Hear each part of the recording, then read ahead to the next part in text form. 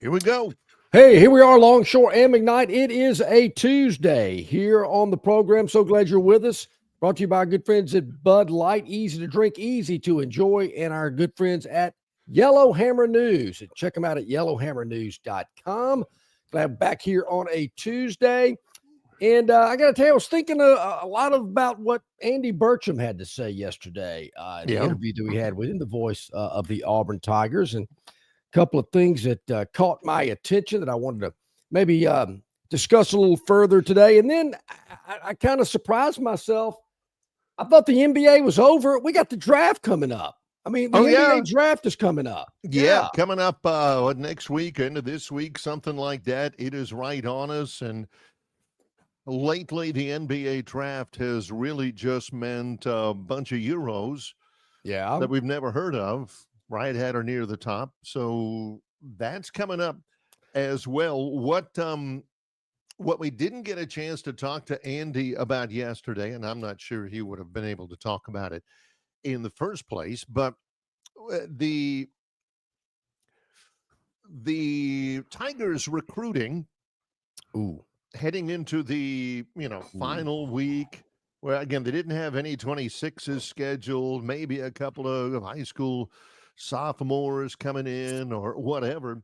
Yeah, it's taken a couple of body blows, John. John mentioned a little bit, as he often does, a little bit of a veiled commentary on Auburn losing a commitment to a linebacker named Shardarius Tootle. Yes. Yeah, Tootle, I believe so. Yeah, Shardarius Tootle.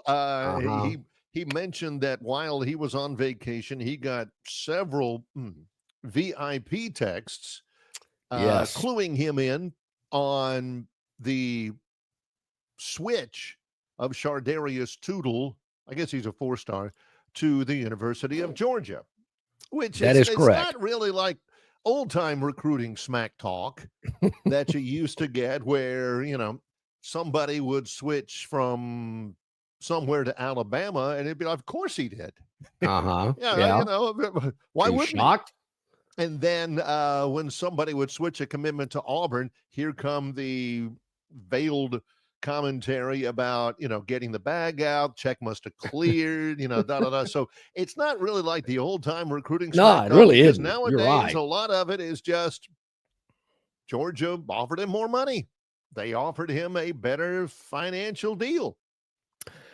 But that's not I'm assuming that because I have not read or heard that was the case. As common knowledge would tell you in this day and age, I just got paid more money. Now, I don't know if that's also the case for the wide receiver that flipped to Florida State yesterday. I was getting to that.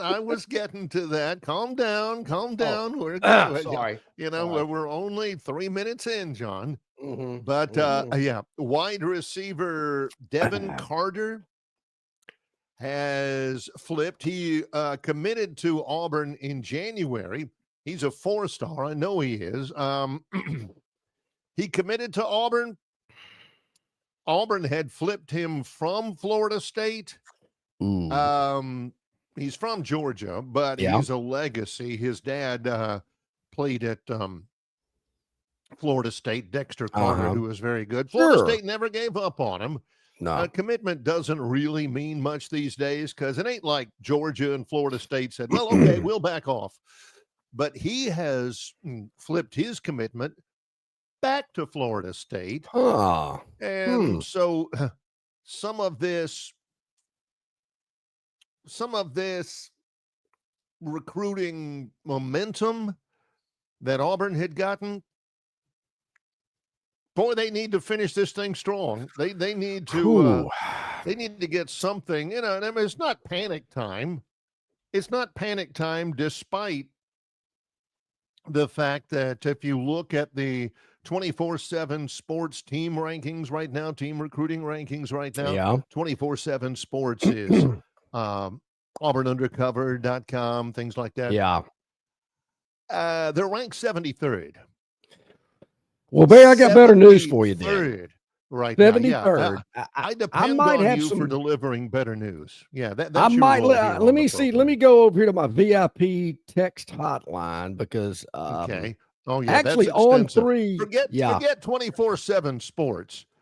John's text hotline. Let me That's where see it here. They is, right were there. 47th. On three's got them at 62. So Yeah, they're in better shape now.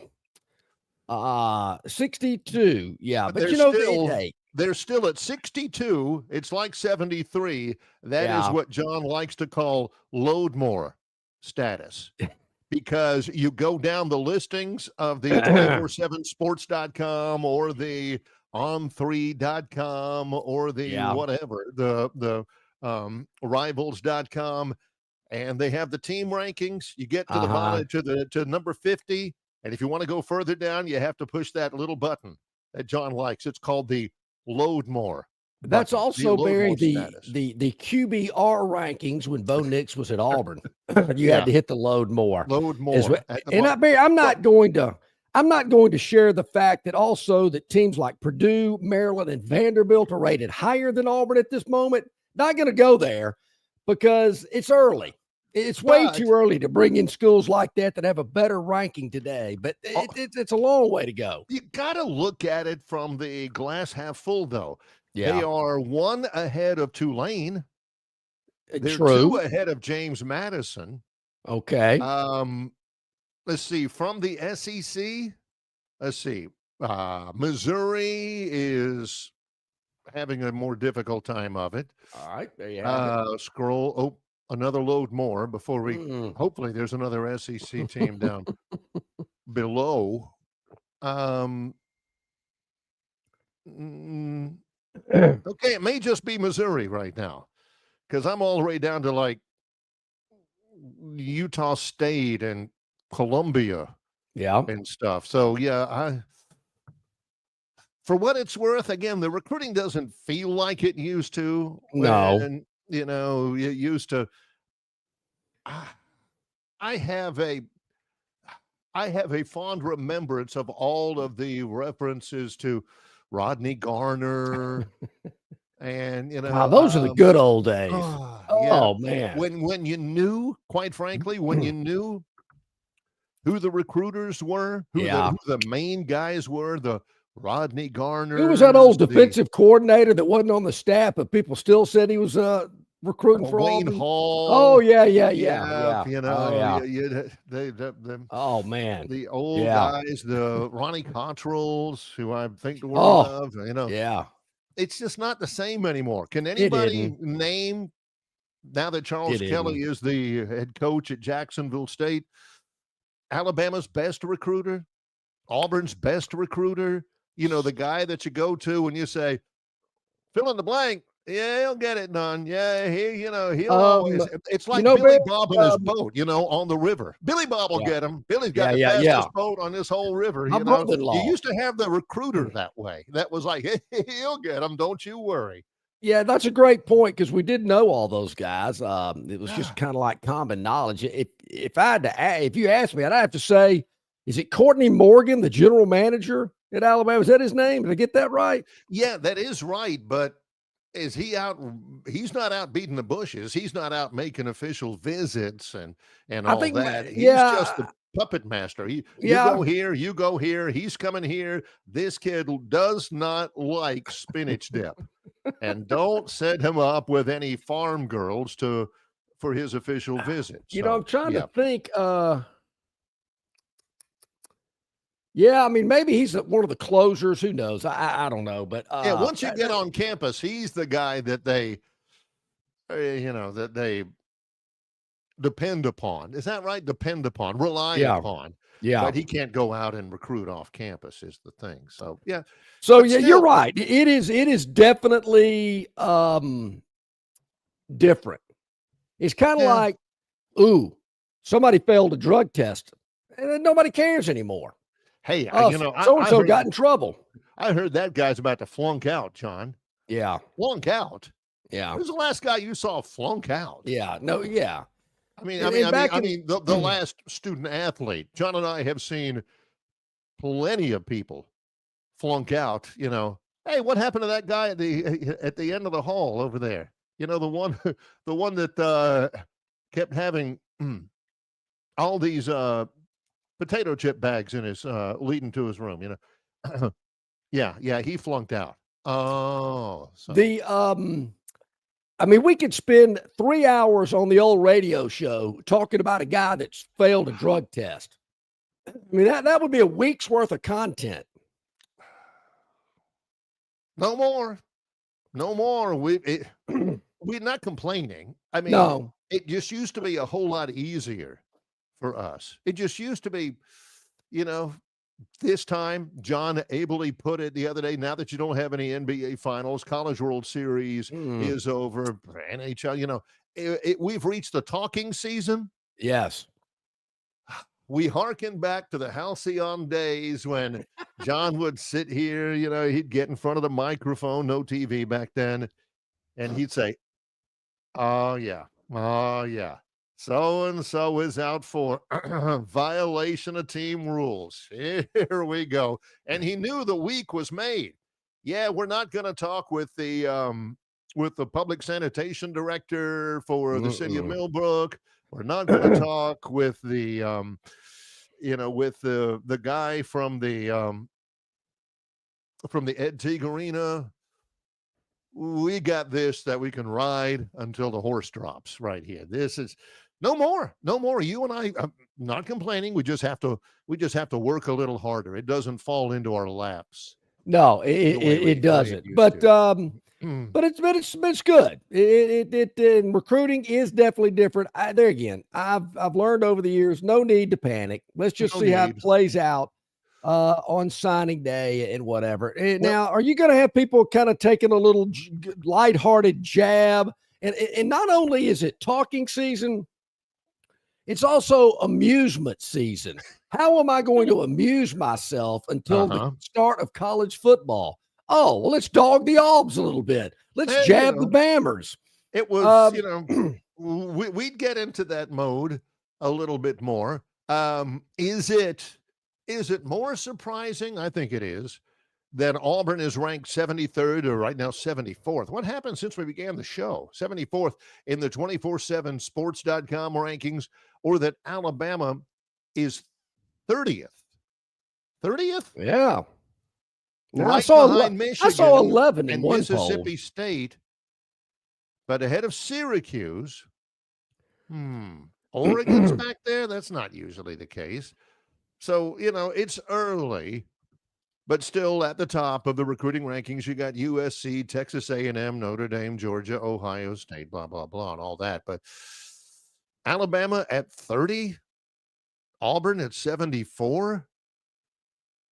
Again, those golden days of yesteryear when we would, we'd have a recruit set off the fire extinguishers in his official visit, or somebody would get on a bullhorn at Big Cat Weekend and start announcing people's names, which is a no-no. Tiger Trek, a nation turns its lonely eyes to you. Man, at those days. Maybe, and Barry, I got to think we were a public service to institutions all over the SEC to, we got to tighten up. These guys in Montgomery are dogging us about calling recruits names out at the street corner over there in Auburn. And then there's guys going over here to T-Town Menswear and getting a whole ensemble of clothes. We don't need that kind of talk out there. We got to reel this in a little bit. Because of us, you now have seminars that you can go to. I don't know if they should charge for them or anything, or whether they're free of charge as a public service. The Lorenzo Diamond's Old Lady Gun Safety Program, those kinds of things, because we brought it up, always keep the safety on until you're ready to shoot. Yeah. Stuff like that. That's a great point. We have done our civic duty. I feel confident. Don't go to a fraternity party and shoot a gun off, D.D. Green. No, don't do that. That's not a good idea. So those I'll admit, Barry. I mean, those things have kind of tightened up a little bit. We do not hear or see, and if they happen, they're keeping it quiet. It's kind of like bombing Iran. We didn't know what happened until after it happened. Yeah. Man, back in the day, we knew it happened before it happened. John would get texts on his VIP text line. Hey, man, we're about to drop a load on the nuclear site in Tehran or whatever. Yeah. I mean, it's unbelievable. Oh, yeah. It is. Hey, Terrence, you're right. The NBA draft is today and tomorrow. I thought that I'd seen that. Appreciate that, Terrence. Yeah, check out where Janai Broome ends up and a couple of other SEC players. Look like Cooper Flagg from Duke could be a very, very high draft pick today as well. There was one other. Oh, Theotis. I knew you were going to come at me with this. I did have to leave this. Theotis has zero filter, and we want it that way. If Theotis is thinking it, he's typing it. All right, Theotis. I did have to leave the show a little early yesterday. And I'm sure people were thinking Mexico caught up with him. No, I mean, I got back on Saturday, felt great Saturday, Sunday, but Sunday late afternoon, early evening, I was at my mother-in-law's house, and she says, "Are you hungry?" I said, "Well, kind of getting there." She pulled some stuff out of the refrigerator. One of the things she pulled out was a container of boiled shrimp. I did not ask her how long she had that shrimp. But you should have. I should have, because instantly when I bit down on the only piece that I ate, I knew something wasn't right. It just the texture didn't feel quite right. And it caught up with me Monday morning at about 2 a.m. So unfortunately, he was scheduled to do a live morning show at 7 a.m. Correct. And God bless him for toughing it out for an hour and a half. I got to about 8:30, and I hate to do it. I didn't want to do it, but I was feeling pretty rough. And got to tell you, I spent most of the day in the bed yesterday. I felt so bad, but I'm feeling better today. Good. Ready to go. But Mexico, I don't believe had anything to do with it. I think it was that piece of shrimp that had been probably, I would say, maybe 2-3 weeks old. Mexico gets too much blame for stuff anyway. I'm with you. I'm with you. Yeah. All right. So, and John's in New Mexico. Thank you. Good morning to you, John. I think actually John said he went into Mexico yesterday. He was in Las Cruces, which I think is real close to the Mexican border. Yeah, it is. That's the home of New Mexico State. I've been there several times. It's like a big cat box out there. So, yeah, not far.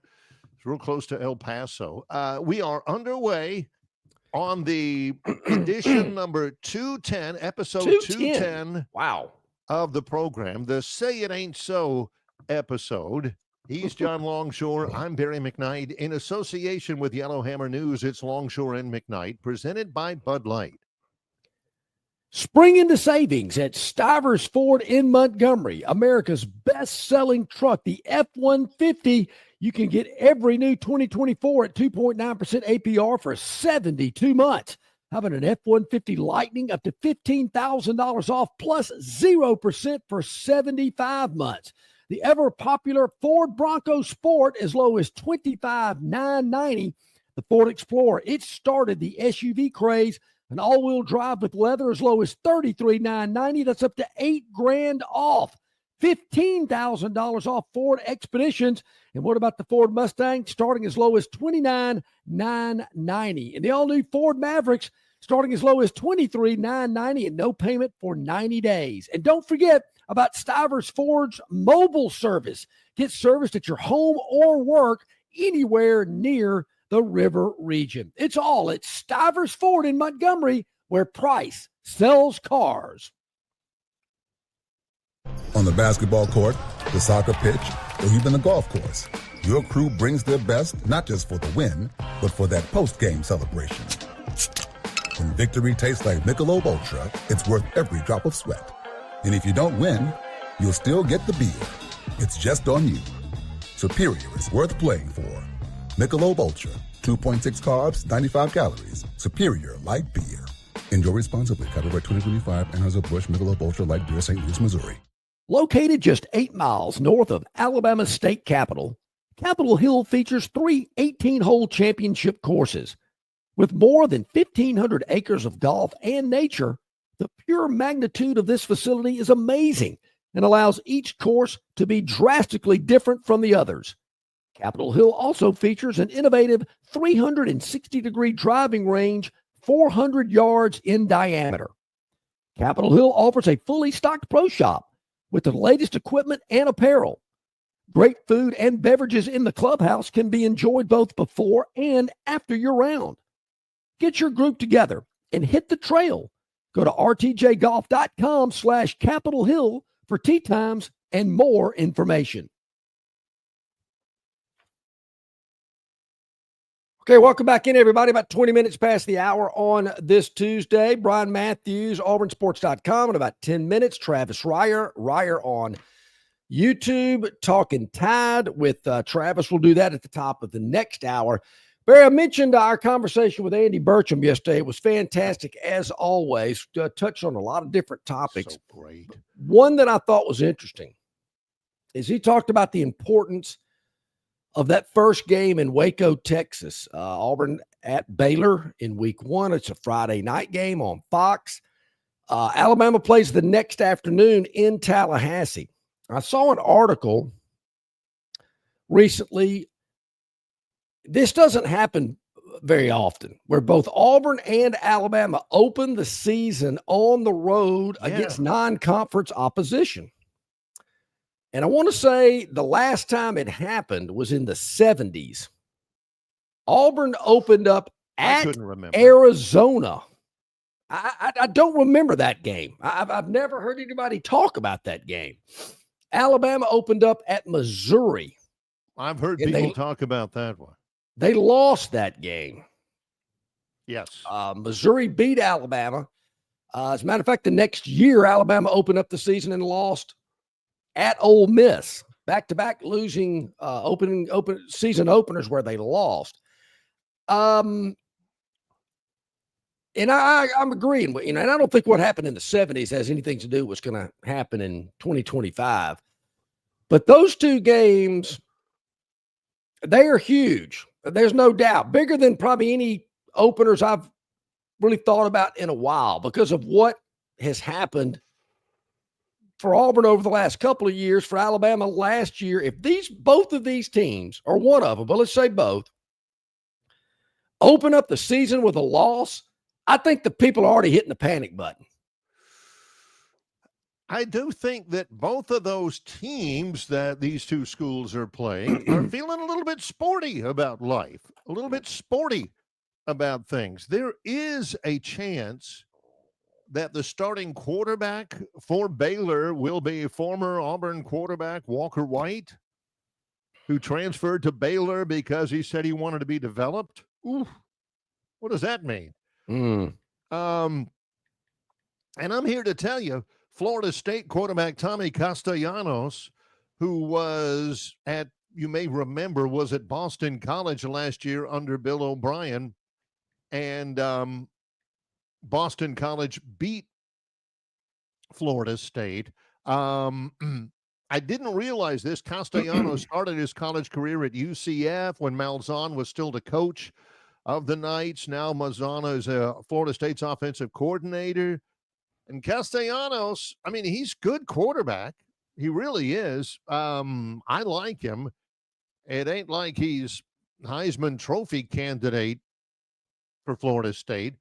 But he was in an interview on 3 this summer. He said, I'm excited about the Alabama game specifically. He says, I'm excited, man. Quote, people, I don't know if they know, but you go back and watch every first game that I played in, we always start fast. I dreamed of moments like this. I dreamed of playing against Alabama. They don't have Nick Saban to save them. I just don't see them stopping me, end quote. Now, he's a good player and all that, but Mike Norvell and Gus Malzahn are probably going, Tommy, dude, man, you shouldn't have done that. No, you should have play the game. So, I mean, they ain't scared. He ain't scared.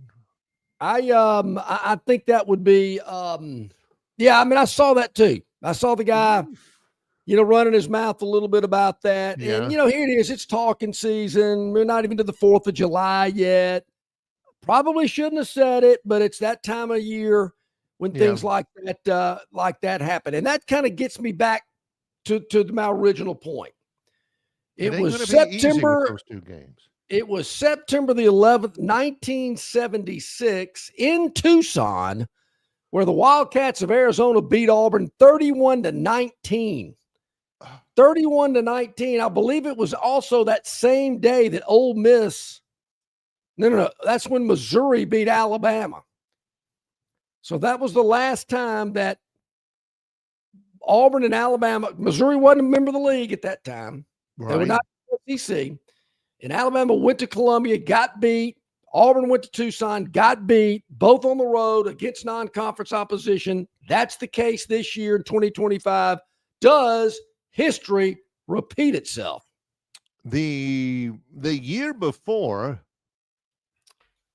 or the year after, Arizona made the trip to Auburn, and Auburn beat the Wildcats 21-10. The only other meeting was at the Sun Bowl in 1968. Anybody ring a bell? Any of that? I obviously remember when, excuse me, Missouri beat Alabama. I remember I didn't want to go to school the next day. It's one of those kind of deals, Yeah. Back when you were a kid, you went, "Oh, Dad, I don't want to go to school. They're going to tease me." But I do remember that losing. And I get those running backs mixed up. It's Tony Galbraith. Yeah. That was a running back. John has also mentioned Chuck Muncie. Galbraith and Muncie played in the NFL with the Saints. But it's Tony Galbraith. And the quarterback was Steve the Shark Pizarkowicz. Oh, boy. They also had a quarterback who beat Alabama one year. His name was Pete Woods. But the Arizona thing escapes me. I mean, that was before I ever had set foot in Auburn in my whole life. I didn't realize Auburn had gone that far to play a non-conference road game before. Tucson, yeah. I thought, man, that doesn't happen every day. But my point being, Auburn on the road, Alabama's on the road to open up the 2025 season. Huge. What if? Because if they lose those openers, people are going to hit the panic button. Well, who would hit the panic button the hardest? Bama fans. I'm telling you, DeBoer ain't the answer. DeBoer ain't the answer. We need to cut him loose right now and do whatever it takes to hire Lane Kiffin away right now. People will lose their minds. With Auburn, man, if Freeze loses at Baylor, especially quarterback by a young man that kind of, threw some stones when he left and all that, everybody's thinking, same old Freeze. Well, I think of it this way. Maybe it shouldn't matter. Alabama, once again, a double-digit road favorite in Tallahassee against Florida State. They're 12.5-point favorite right now. They didn't do too well as a double-digit road favorite last year. That didn't mean much to them, yeah. So they better make sure they realize, don't fall into that trap again. To me, Barry, Alabama's got to win the game. No doubt about it. None of this, fluky play at the end and Florida State win. Doesn't matter. Does not matter. Got to win the game.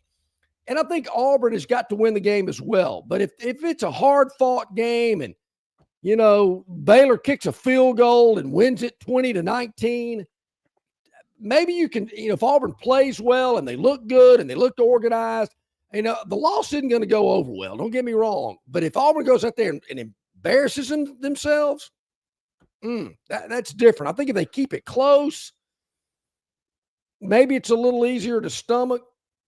Not going to be easy, but maybe a little easier to stomach if they lose a hard-fought, down-to-the-wire type game. Alabama's got to win. This whole deal is always – I've always enjoyed, talking sports in the state of Alabama because, the fan bases are bipolar. Yep. I disagree. If Auburn loses that game, golly, got to get rid of them. Who in the world? Now we're in the soup. What do we get? Because, if we ain't beating Baylor, I guarantee you we're losing bad to Texas A&M. We're losing bad to Arkansas. We can't even beat Baylor. Alabama's going to boat race us. Georgia is going to name their score against us, ringing of hands, gnashing of teeth. But if you win it, to use John's fabled phrase, tiger tails hanging out of your trunk, yeah. You know, when you hit the car horn, it'll go bum, bum, bum, bum, bum, bum, bum. Alabama loses that game. Ooh. Same deal. We've got to get rid of that guy. I told you we shouldn't have hired him. We should have opened up the bank and gotten Kiffin or Dabo or whoever. But if they win that game, Bob from Pike Road was the standard bearer. Yep. I'm telling you, boys, national championship. It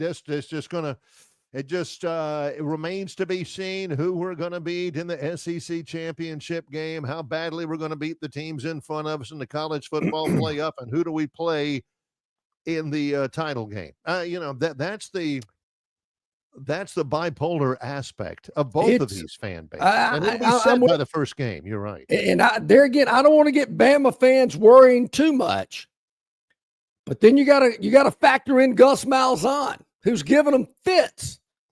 You got to think Gus is spending all summer coming up with some diabolical plan, some game plan that he's going to have them so confused. Is Nick Marshall coming back? He got any eligibility? I mean, he could pull some magic tricks with that guy. This is what I want. If that's the case, if Alabama ends up losing, here's what I want. I want just Florida State to run it right at them. No goofy stuff. No. What did John say? No diabolical plan? Because every time Malzahn beat Alabama when he was at Auburn, well, they had the flukiest play, or they didn't call, linemen downfield and, all this other kind of stuff. There's always an excuse for some kind of aerial circus, trickery, and all that kind of stuff. If they do win the game, and I don't think they will, Florida State, the best scenario would be for them to just absolutely physically manhandle Alabama, so we don't have to hear all of that goofy stuff about, he's the luckiest coach in America. No. As we go to break, Brian Matthews is in the green room. He's going to join us here momentarily. In the 30 years we've been together, I cannot think of an Auburn coach that has, I don't know if scared's the right word, but has made Alabama fans feel as uneasy as Gus Malzahn did. Patrick Fain. Bama was in a low ebb.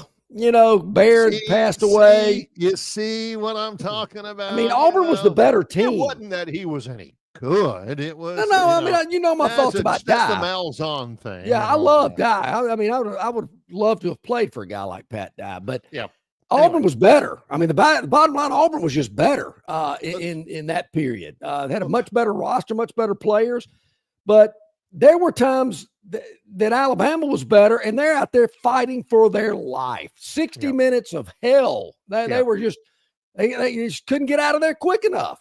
Let's take a break right now. John was out last week, so Brian didn't spend the entire segment agreeing with him on everything he said. We'll see what he thinks about all this coming up. In association with Yellowhammer News, it's Longshore and McKnight, presented by Bud Light. Why Hands? At Hands Heating and Air, you get this area's highest ranked service provider with 24-hour repair service, no overtime charges, and their same-day service guarantee.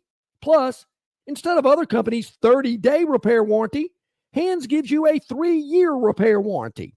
Hands Heating and Air is here for you 24/7, 365.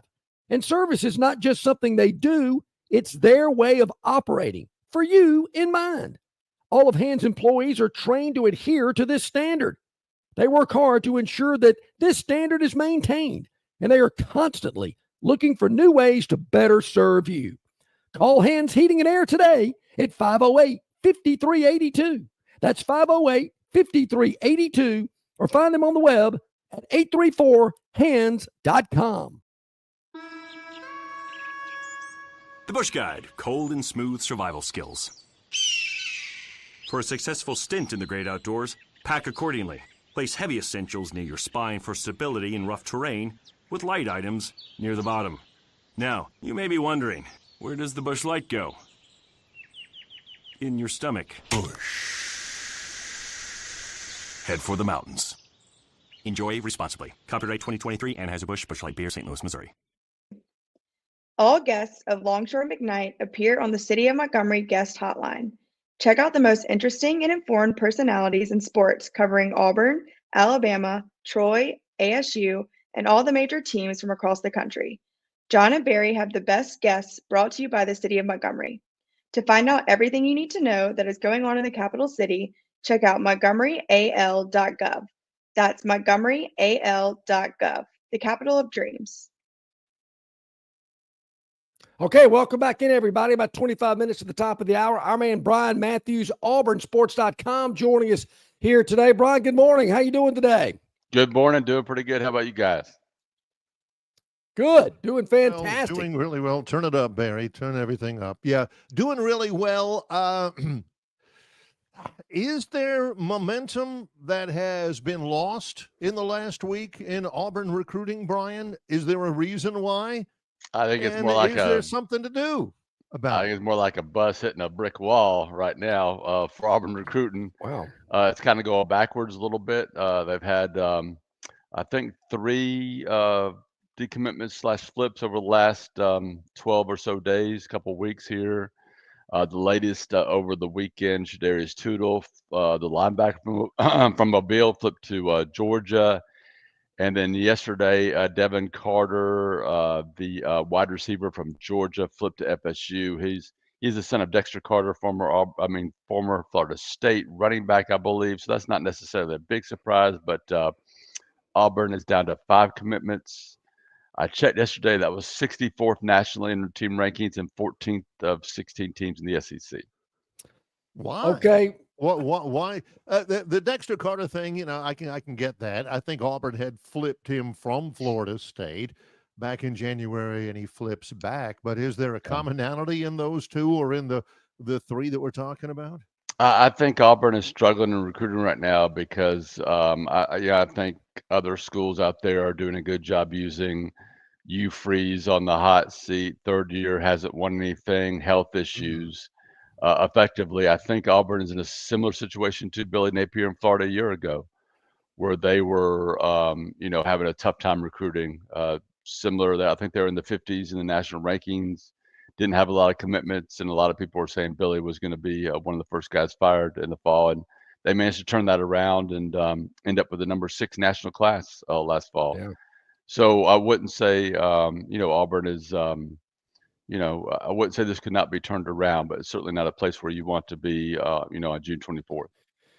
The, Barry mentioned earlier, and I guess it's just, people's first reaction is, well, these schools paid them more. Is that the case? Not necessarily. We are in the era of revenue sharing. Every school has a $20.5 million cap.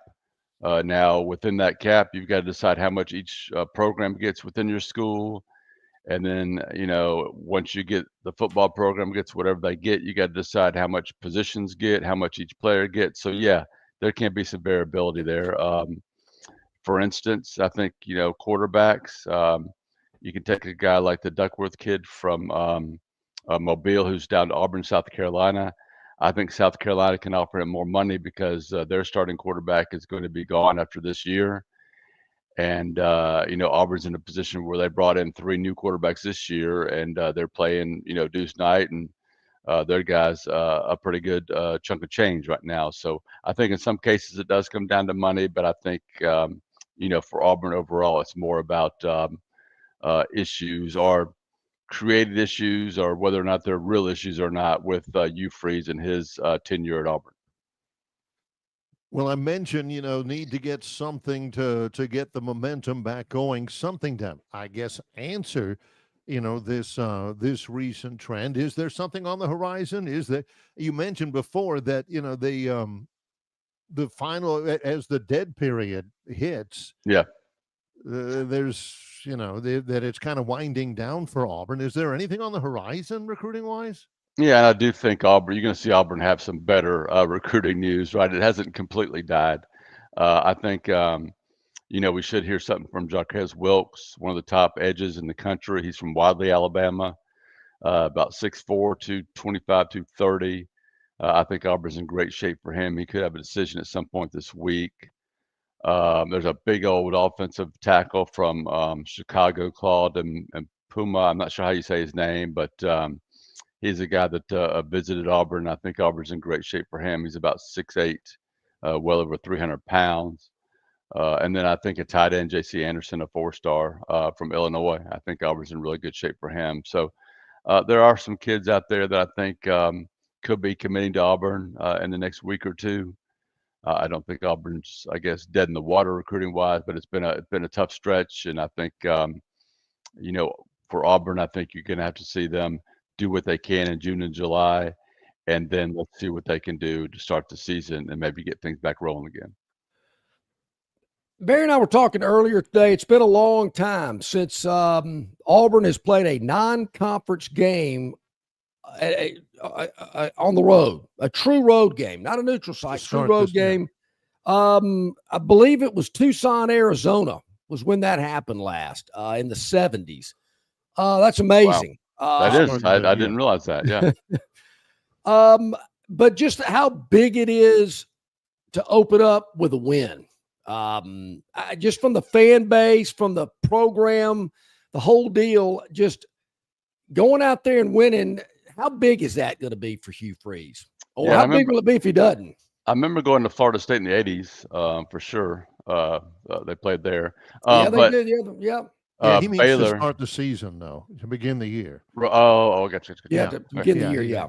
I think this is a huge game for Auburn. I mean, it's one of those games where you can't afford to lose it.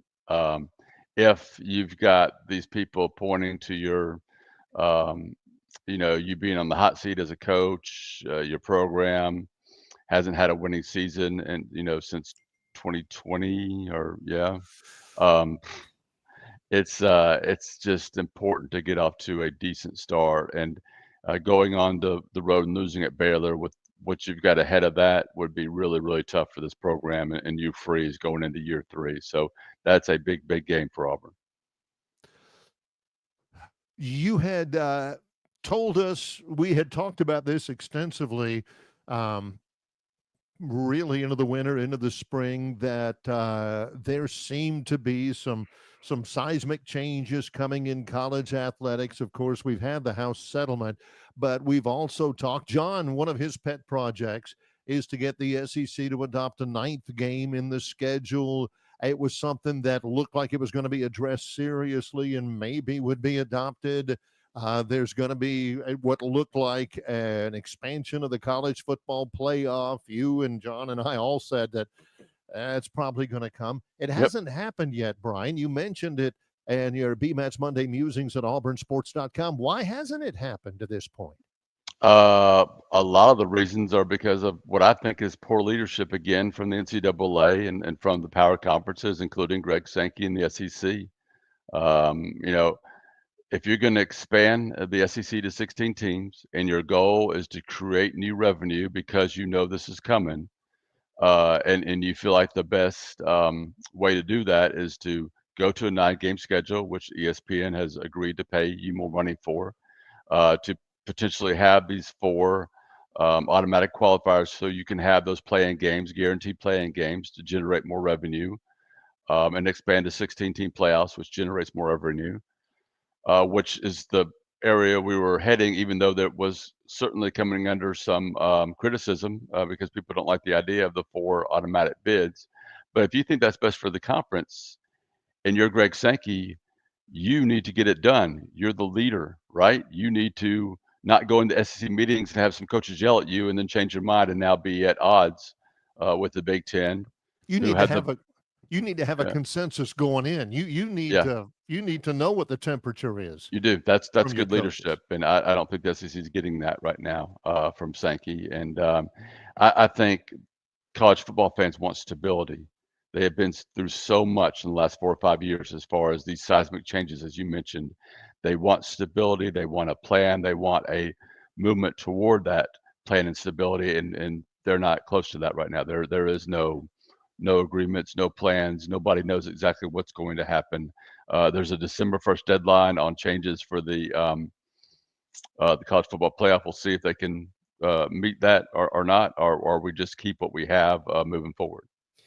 And I'm with you, both you guys. I'm ready to finalize this, put a bow on it. I don't know, Brian, if you got to have a consensus from the coaches, the college presidents, the athletic directors, but he is the commissioner of the SEC. He's there to make these decisions for what he feels is best for the league. And I got to think, if these television networks, ESPN's wanting to spend an extra 50, 60, 70 million, what are we waiting on? I think the fans want better games. We've talked about this so many times before. They don't like these alphabet directional school non-conference games. Nobody wants them. Nobody enjoys them. You got to play a couple. Okay, I get it. But give the fans what they want, particularly, when there's so much competition out there to get these fans and what it takes to come to a game and the expense of it. I think quality opposition is certainly going to be in your favor when you're trying to sell season tickets. It should be. And that's what ESPN is going to pay for. They're not going to pay for you to play, against these directional schools, as you mentioned. So the point of expanding and doing all these things was because we're entering an era where it's going to cost you a lot more money to run a college football program. And now you're not sure if you want to take the steps to make those extra money because it's unpopular. I mean, I can see both sides in a way, but I'm not in charge of the SEC. I don't have to make this decision. Right. Greg Sankey is, and he has to make the tough decisions. Even if maybe he's already made some wrong runs, I don't know. But you can't dilly-dally right now. That's just not what people want. They want things to get done and to stop messing with it, right? Get this plan done for the playoff. Have it set. Let's do it for the next 5, 10 years, whatever it takes, without messing with it. Here's a definition, and that's one of my favorite words, dilly-dally. Here's a definition right here. And Brian points it out in BMAT's Monday Musings at auburnsports.com. At the end of the meetings, Sankey passed out a memo about the strength of schedule in the SEC. The memo was called a regular season gauntlet, 7-page memo to let everybody know just how difficult it is to play in the SEC. Come on. Did they hand it out to Texas and Tennessee? Have you seen their schedule? Well, that's like on the 19th hole after you blow a couple of putts that would have given your team a little extra cash, and John passes out a memo at the 19th hole that says my back hurt. Something like that. Come on. Very beta, as I mentioned in my column. It's really this is the SEC leading. And you're talking. That's embarrassing. So get it together, Greg Sankey. Get it together, SEC. We need better leaders. And I know some of these the Mississippi states of the world. Oh, we don't want to play any more games. It's tough enough as it is. Well, we're going to give you an extra, so many millions to play this game, and you know what? You just might win it. I mean, I just hate this defeatist attitude. No, we can't play that game. We might lose. Well, you might win too. It just drives me insane. And there again, more money involved, better quality for the fans that are purchasing the tickets and taking the time to get to the games. To me, it's just a no-brainer. But we've talked about so many times before, Brian, I'm greedy. I want it all. I do not want to lose the quality non-conference game that that the SEC schools play. So 10 quality games, 2 crappy games. I guess I could live with that. Yeah, and the SEC Big Ten Challenge, another thing they were talking about putting together, which would have fit perfectly into this model. That's on hold for now. Well, how about a little Charlie Daniels Band? I had that album, man. It was awesome.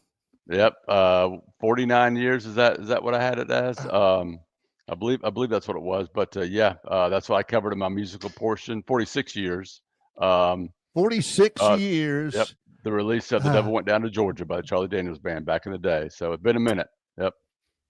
Do you know the number 3 album on the Billboard 100? The album version of that song was not played on radio. They had to change a little of the lyrics in that song from the album because back in the 70s they weren't ready for. They weren't ready for Son of a Bitch. They were ready for Son of a Gun. Son of a Gun. Yeah. Exactly. Yeah, I remember when I heard it, though, I went, oh, wow, look at this. This song's pretty cool. Yeah, it was. It was a fun song back in the day. It absolutely was. Appeared in some cool movies, like Urban Cowboy, if you remember that. Played it live in that. I think the most interesting thing about Charlie Daniels, when I was doing that one, moved to Nashville, started as a songwriter, wrote an Elvis Presley song. Oh, And he wow. also played on a Bob Dylan album. So a guy who's been involved in, the history of music. I know this isn't an Alabama segment, but it does. Charlie Daniels, it certainly fits. He played halftime of an Alabama-Tennessee game in Knoxville. It was Tennessee fan. Yeah, it was kind of rainy. It was kind of a rainy afternoon. He played the halftime show. It's happened more times than not. Alabama won the game, so it kind of probably put a little damper on Charlie's performance. But I do remember him playing at halftime, playing that song at halftime of a Tennessee game. South's going to do it. Another song he played for Jimmy Carter. During that presidential run. Yep. So there you go. You awesome. Always feel a little bit smarter, not only when you read Brian's work and you read auburnsports.com, but you hear him on our program here today. How do people get involved with all of the stuff you got at auburnsports.com, Brian? I appreciate it. You can check us out, auburnsports.com. Follow me on Twitter, BMattAU. You can, just listen to this fine radio show or I guess web show. Every Monday. Catch me on that, of course. But I appreciate your support. And Monday Musing, sponsored by Uncle Keith's Red Sauce. Give it a try. You'll love it. Delicious. Homegrown right here in the state of Alabama. Now, Brian, just to Publix, all these Piggly Wiggly, Rimfro's, BMAT 15 gets you 15% off that online order. Outstanding. Brian, did I see earlier y'all are about to become part of the On3 network? Yeah, we're combining, we're smashing these two things together, and we'll see how that works out. But yes, and I think we may have some more official word on how that's going to affect the Auburn On3 and Auburn Rivals sites, soon. So stay tuned for that. Yeah. There you go. You go. Always a pleasure, Brian. Appreciate you. Thanks. Appreciate you guys. Thank you. Thank you, buddy. Brian Matthews, auburnsports.com, joining us here today on the City of Montgomery guest hotline. Barry, as Theotis mentions, dilly-dallying, lollygagging. Also, if you don't want to say it, just go... The lip flutter is a good way to express yourself. I don't know why that is a device in the English language. Dilly-dally, lollygagging. People can shilly-shally. John likes to call members of a certain political bent namby-pamby. Yeah. My favorite is one that I remember hearing at high school football practice, grab-assing. Yeah. Quit grab-assing. I never understood what that was about, but the coaches love to say that. I'm not comfortable with the word, but you can also the ASS word is peculiar to the English language because you can also half. You can be a red, you can be a bad, or a wide. Yeah, or a wise. I mean, there are so many different things. If you are a bad, that's good. Yeah, right? It is. All right. It is. Well, in some contexts, it is. Well, I've heard this one too. Candy. Yeah. Right. Yeah. Yeah.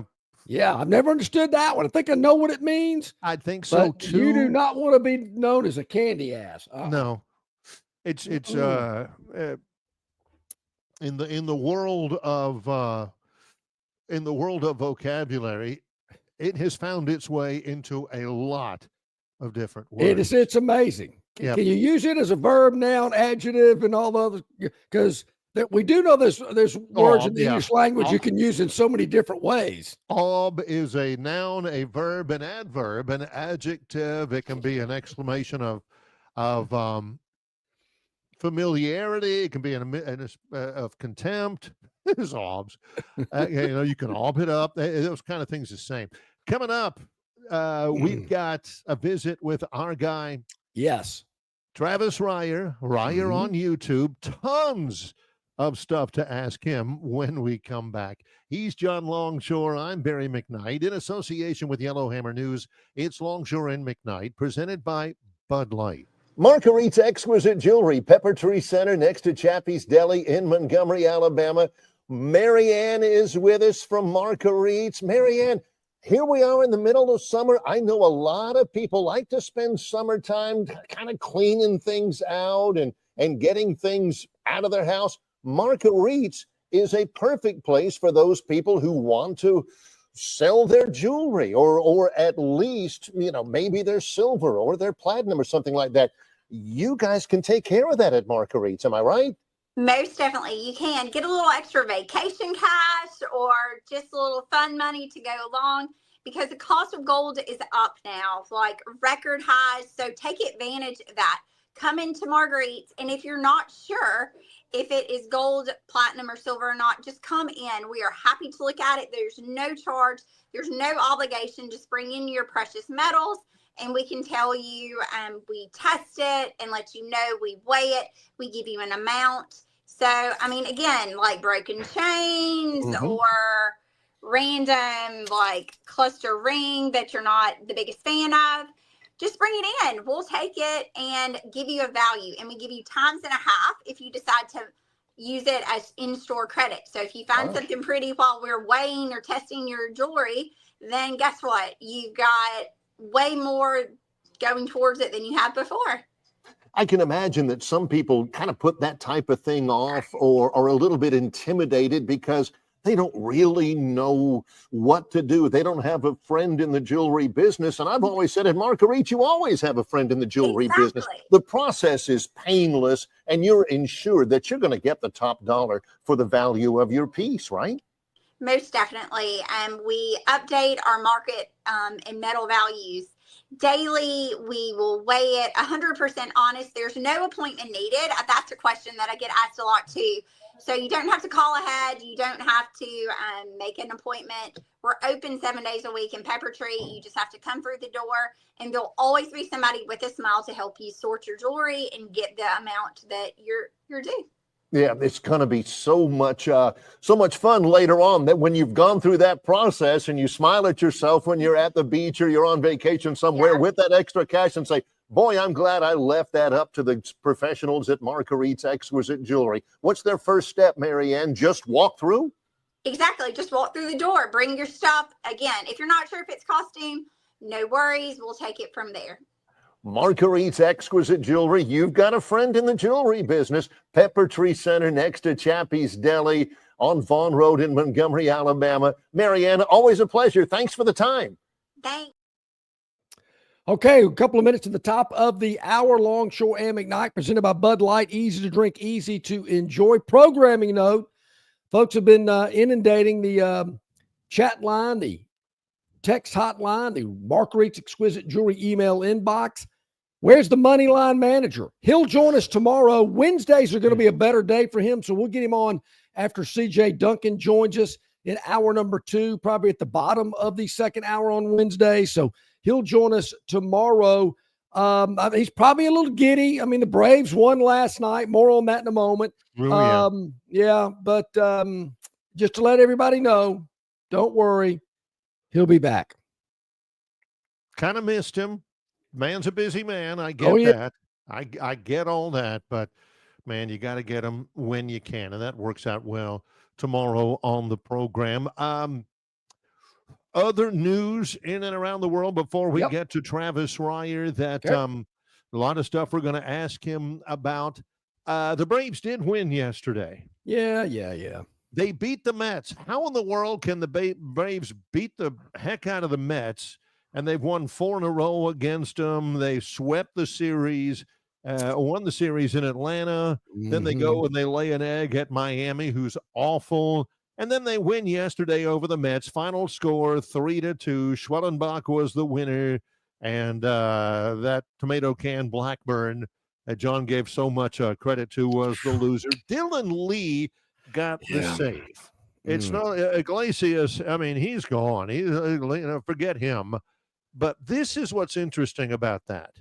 Dylan Lee got the save.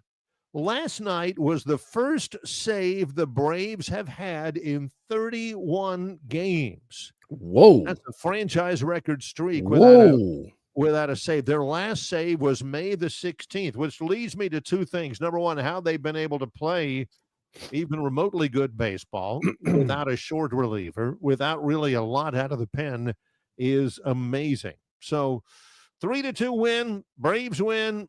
I don't know how in the world they're doing it or what you can attribute it to, but the Mets are in a free fall right now. They're in second by a game and a half. The Braves have come to within 10.5 games, third place in the National League East. I want Robbie, who's listening right now as he's waking up, to give us a sense of whether or not the Braves have a chance in the wild card.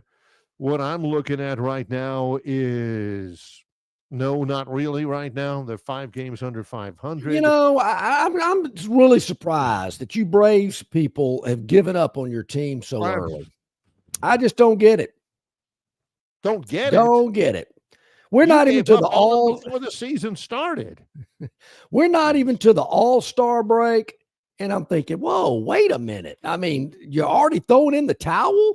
Come on. I mean, give these folks a little respect. I mean, all those 100+ win seasons, and you watch. To tie these two themes in, Alabama. John brought this up earlier. If Alabama loses against Florida State, Bama fans, we ain't playing for a championship with this team. I tell you what, I'm not even going to go to the non-conference game du jour that John makes fun of. Yeah. I ain't even going to make it to the Ball State, Ball State? Well, you know, Barry. No. I mean, you're on the right ULM path. game. You're on the talk about jumping off the bandwagon. Ooh. Braves fan jumping off the bandwagon late June. I get it. No, come on, Braves fans. Bama fan losing, hey, we ain't playing for a champion. If we ain't playing for a championship, they don't deserve my support. Yeah. You got a good point there. If they lose to Florida State, could be a lot of tickets available for the ULM game. It might be a lot anyway. Who knows? It might be a lot anyway. But they'll be screaming if they lose that game. Yep. There's no doubt about that. One other thing, if I can do this. Yep. Before we get Travis, and again, I got a ton of questions out there. My church group, some of the finest men I know, we have a text string going, and my pastor shared this yesterday. I want to try to get this. If you go to the chat line, I want to put this out there just I'm not preaching or anything. If you go to the chat line and hit that link, I promise it's a good link, and it's certainly an interesting read, even if you don't, necessarily follow the the religious aspect of it.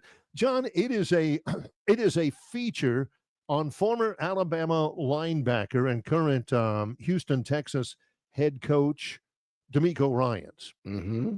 And it is from, if you notice on the link, it's from a thing called the Christian Chronicle. Yep. ChristianChronicle.org. And the title of it is I Stand on My Faith. And it talks about D'Amico Ryans and he's a member of the Church of Christ down in Houston. And it just talks about his faith and his conviction and all that kind of stuff. D'Amico is one of the good guys. You want to emulate somebody, and he played in the league, in the NFL for years. Famously, he came to Alabama, and he was all conference more than once as a 2-star, a 1-star, maybe. So. Yeah. And he was a great player in Alabama, great player in the league. Now he's the head coach of the Texans, and they're doing great right now. Even if you're not interested in the religious aspect of it, and it is a lot of insight into his faith, into his belief in God, it's a really good piece. So check it out. It's I'd under, like to see that. I put it on the chat under Longshore and McKnight. I put it out there about Mhm. 7:36 this morning. If you want to take a moment and kind of get uplifted, either pride in a really good guy who is a really good representative of his faith and of his family and of his university, check that one out. Just a little something to throw at you there from christianchronicle.org. Big fan of D'Amico Ryan. So is Jeff from Billingsley, as a matter of fact. Who once called him Demico Ryans. Jeff, God bless him. That's one of the good things I wait for football is you'll get a reemergence of Bob from Pike Road. Oh, yeah. You'll get Jeff from Billingsley. Maybe Danny from Margaritaville will pop back well, in. that's other aspect of it. So, so I miss Jeff. I've asked this question.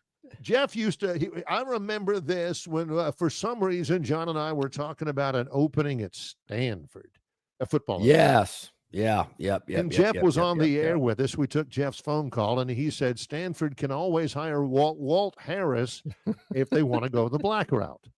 And of course, Walt Harris is as white as me and John. Yeah. We don't let him forget stuff like that. When he called him Demico Ryans, that was another check mark in his favor there too. So does I think I've asked this question before. I'd like to know what Travis thinks about this when he joins us. Is D'Amico Ryan a candidate to be a future head football coach at Alabama?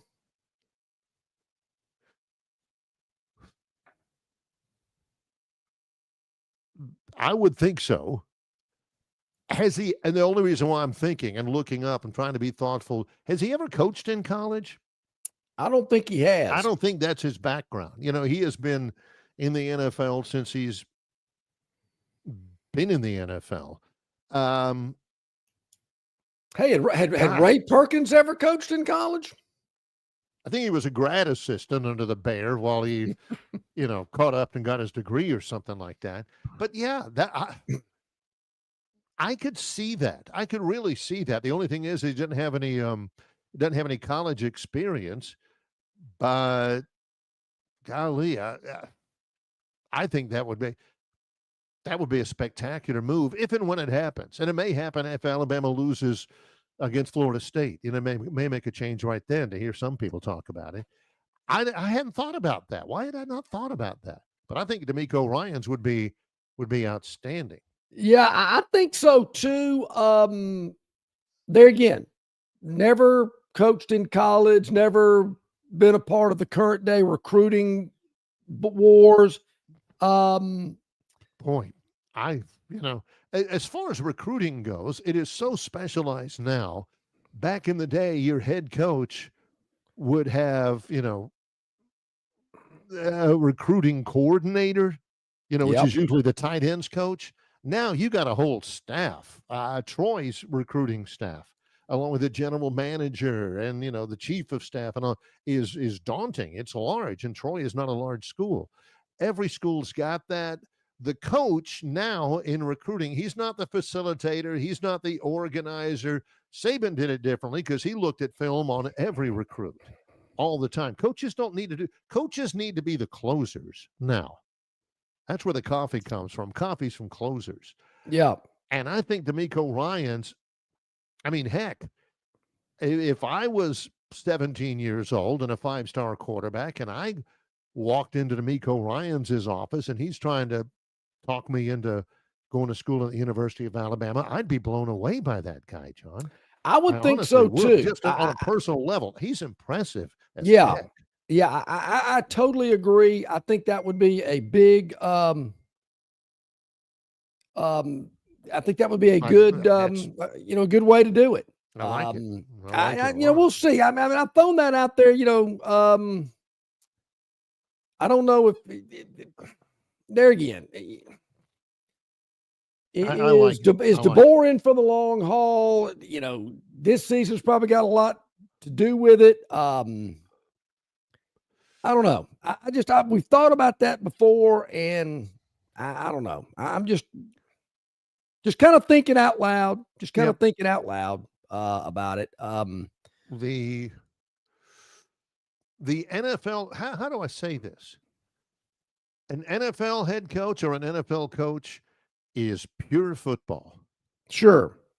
A college coach, especially, as we continue to get all this stuff cleaned up about transfer portal and NIL and stuff, college football coach is maybe about 33% football. Yeah. Maybe.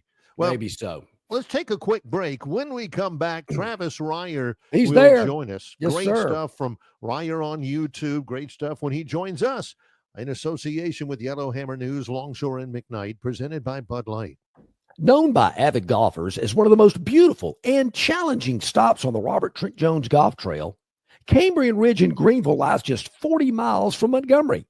It is well worth the ride for any golfer looking for 27 holes of jaw-dropping golf.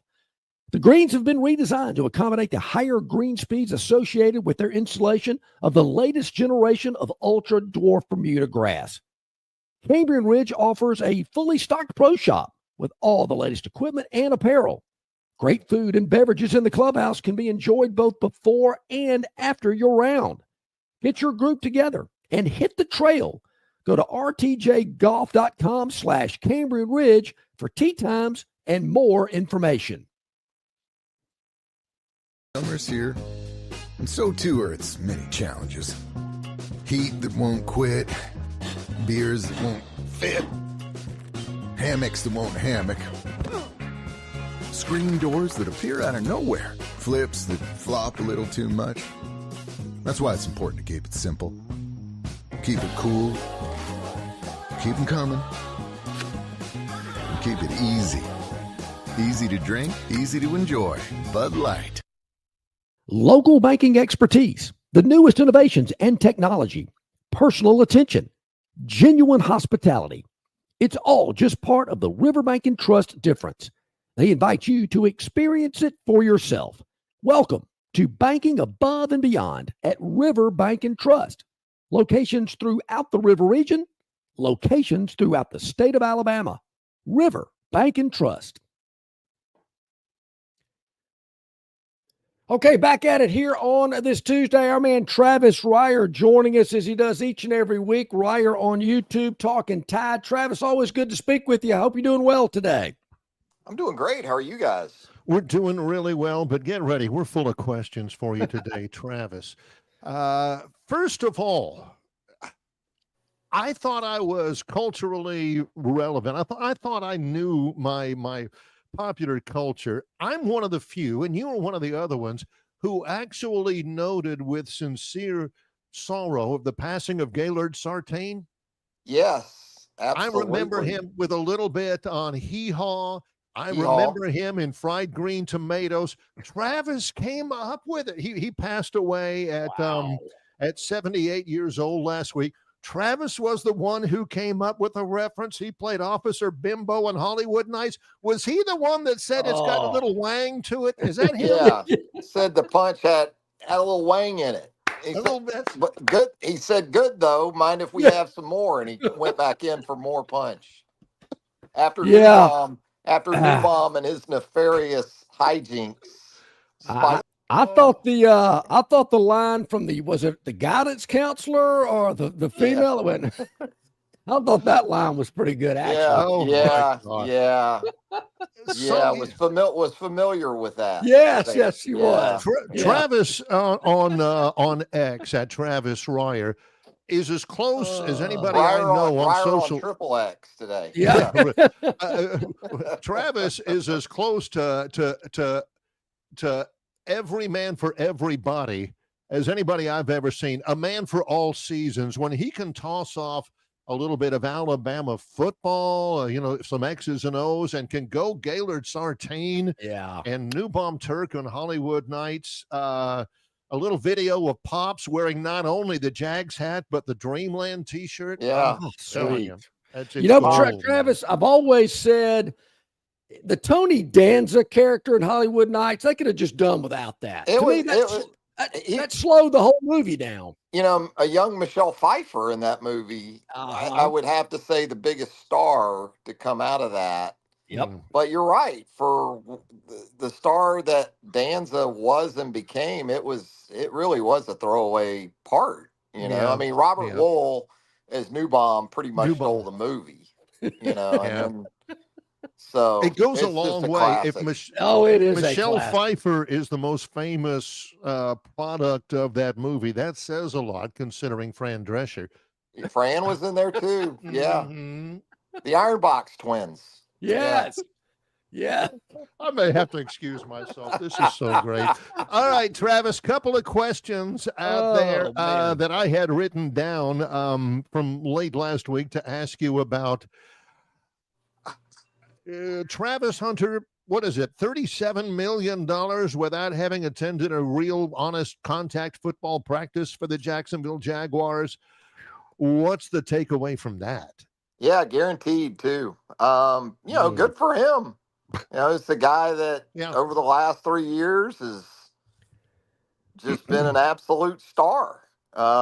It's crazy to think he starts out at Jackson State, moves on to Colorado with Prime, and just continues his ascent. And you know what's interesting, something that I've gleaned here in the last few days, is that a tradition for rookies, right, when they're in these OTAs or training camp, is that the vets will have a rookie get up, you know, say where they went to college, reveal what their signing bonus was, but now they've added how much did you make in NIL.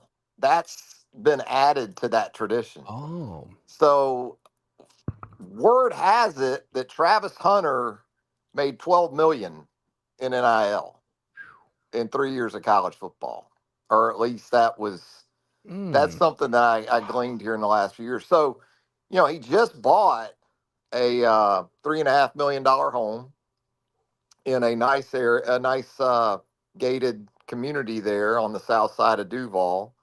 And, you know, even with that guaranteed money he's getting from the Jags, you know, you start adding this NIL for a lot of these guys. You know, the Jags have a 4th round pick at running back who apparently made $400,000 last year, or supposedly made $400,000 at Virginia Tech. You know, so what's real, what isn't real with some of these numbers, who knows? But it's just kind of goes into another dimension to sort of play off of the Travis Hunter situation. But there is a lot on him. He is their biggest star, surpassing Trevor Lawrence, and they need him to be that guy as soon as this season. Yeah, no doubt. Man, 12 million in NIL. That's amazing. We've asked you this before, but we had a guest on yesterday that kind of got us thinking about it even a little deeper. And he was talking about the importance of Auburn's opening game on the road against Baylor. And I was looking back to the last time both Auburn and Alabama had opened the season on the road in a traditional home and away type deal, not one of these neutral site deals. It has been a long time, but it got me thinking even more, you know, about Alabama going to Tallahassee, a double-digit favorite again. We all know they were a double-digit favorite a couple of times last year and lost. The Gus Malzahn factor, you know, was giving Alabama fits when he was at Auburn. What's the feeling coming out of Tallahassee? Are they being kind of quiet about it? You know, coming off a 2-10 season. I can't believe they're crowing too much. But is there any buzz already started about this game? Yeah, it isn't as much as you would have thought when it was originally scheduled, you know, a few years back, right? Because you knew Florida State a couple seasons ago coming off that magical season. Unfortunately, Jordan Travis goes out with the injury. They come up short of the college football playoff. But I don't think anybody envisioned what happened to Florida State last year coming around. So it is a bit under the radar, especially when you do consider that opening weekend, you're going to have games like LSU at Clemson. That's going to be more the primetime game that Saturday night, I guess. And, you know, Alabama, Florida State going to be a mid-afternoon kickoff in Tallahassee. That's going to be brutal. But yeah, I think there's sort of this reserved hopefulness that's going on right now because they've added Thomas Castellanos at the quarterback position. They got Gus Malzahn coming in as the offensive coordinator. So, I mean, I'll say this for Mike Norvell, the urgency that needed to be in place after a season like last season seems to have transpired during this offseason for Florida State. So I'm sure when it gets here, there'll be a good bit of buzz about it. But probably when you think about the brands involved over the last 20, 30, 40 years of college football, maybe not what you would have expected. And I guess, and I don't know if you've done a deep dive into Florida State, but I'm kind of wondering, I guess with NIL and basically transfers now, you can change your roster quickly. Is there do you have any indication, Travis, that Florida State's roster has changed dramatically? I mean, what's going to be different this year from last year? Yeah, and that's the big concern, I think, and that's where the hope is that a guy like Gus Malzahn can help them cover for some continued deficiencies that they're going to have on that side of the ball. And especially with a quarterback with a skill set like Castellanos that they bring in, it looks like a really nice marriage between he and what Gus can do with the quarterback position. So that's where it's going to largely rest, I think, for this Florida State team. I don't think anybody's expecting a return to 11, 12 wins like we saw a couple of years ago. But, maybe something more in between there, 7 to 9 wins, something like that, potentially. But, your question is a good one because I don't know if throughout that roster, they're going to be able to hit on it like they did a couple of years ago. It was I think a prime example the last 2 seasons for Florida State of, the sort of striking it rich with the portal like they did a couple of years ago, and then starting with the quarterback position last year, just really came up pretty empty on that front. Do you have any thoughts on how this will shake out with Wisconsin filing a tampering lawsuit against Miami for, I don't even know what the legal aspect of it is. Is this just kind of a notable thing? Look, that's interesting. Or is this going to be a thing? Is this going to be a viable way for schools to try to halt that issue? Yeah, it's going to be fascinating to watch play out because, I'm sure these programs don't want them to get into the business of suing players. Right. Because that can have a negative connotation for you in terms of trying to bring future players in. But you got to protect yourself too at the same time. And if you do have a contract, that would seem to be in line with what Wisconsin's attempting to do right now. And at the same time, I think it also sends a signal that, hey, we are in the business of NIL. It's not that we're, not doing deals or willing to do deals or can do deals on the NIL front. It's just that, it is a business now, more so than it's ever been.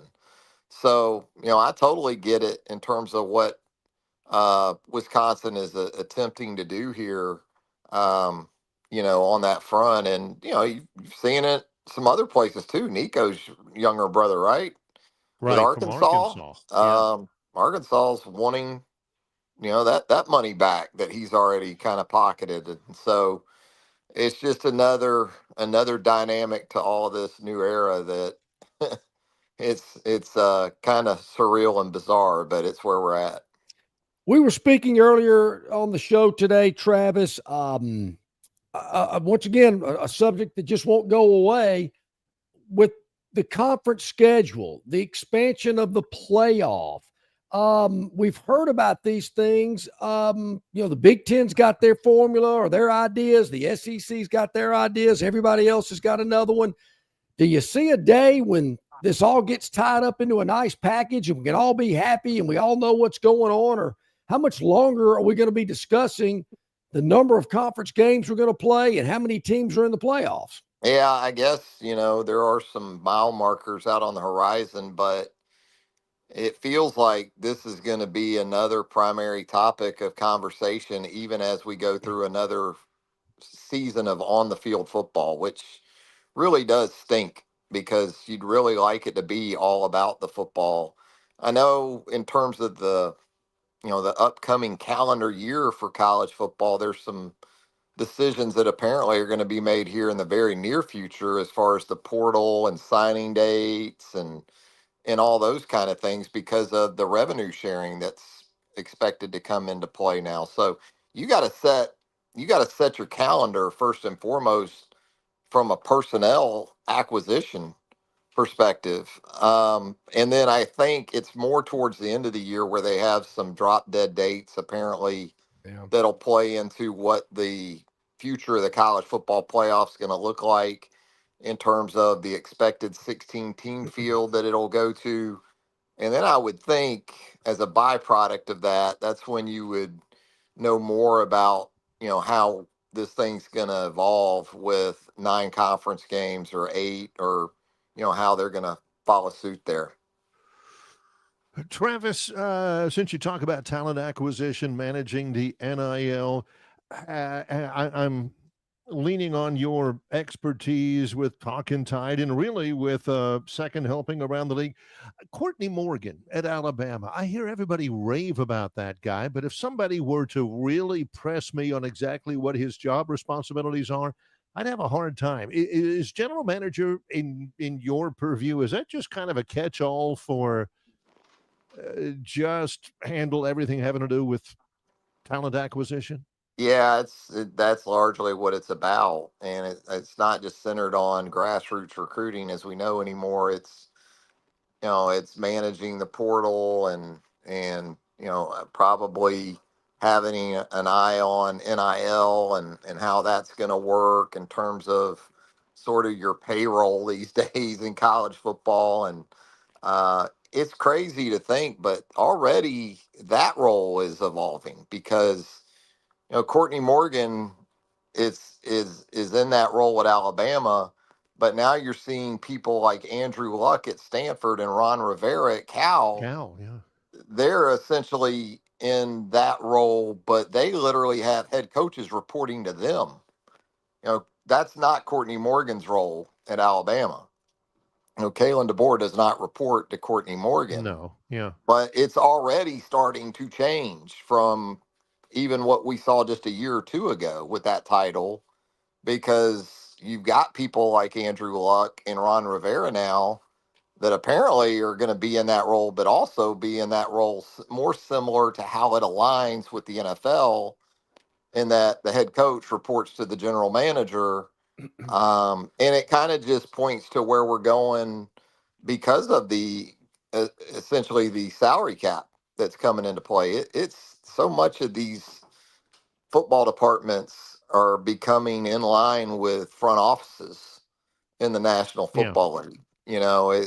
It's happening in real time. And, I think, again, with Courtney, it's purely from personnel perspective of trying to coordinate that and facilitate that both in recruiting, portal, those type of things. Whereas moving forward with that role, it might be the equivalent of an athletic director almost, as far as who these head coaches actually report to.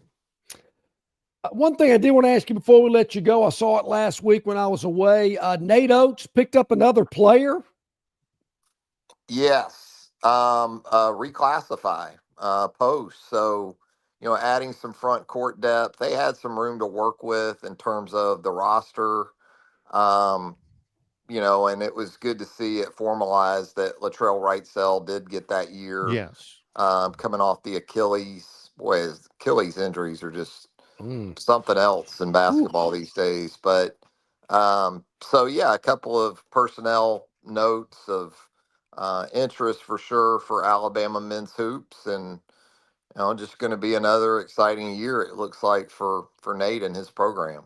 It certainly has been interesting to see how well that they have mined the transfer portal as well. Travis is all over the place. Ryer on YouTube, Talkin' Tide, second helping, no sleep, teal. What's next on Talkin' Tide? What are the points of discussion when it comes up next? Yeah, we're working through some of the SEC teams on second helping with Brent Beard, just kind of doing some buy or sells on some teams. We most recently did the Alabama Crimson Tide. So right there at Ryer on YouTube, if you're wanting to hear some thoughts on the Alabama Crimson Tide ahead of the 2025 season, Brent and myself here recently went in depth on Kalen DeBoer's second team in Tuscaloosa. And then we're going to keep working through Georgia, Texas, Florida, some of those teams, that you're thinking are going to be right there in the mix, and maybe some that are some wild cards like the Florida Gators, maybe Ole Miss, moving forward with Lane Kiffin, just working on some of those as we get deeper into the off season. I love gauging football programs based on the stock market. I love that. Yeah, love it. Great.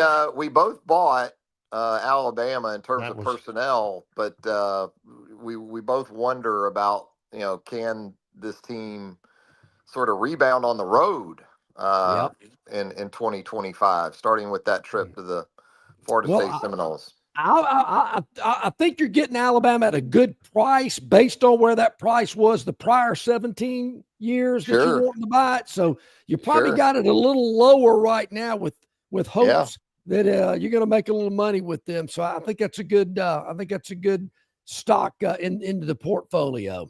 Yeah, always good. Again, second helping for those buys and sells in the SEC. Talkin' Tide, right on YouTube is the landing spot to check it all out. Travis, thanks so much for the time.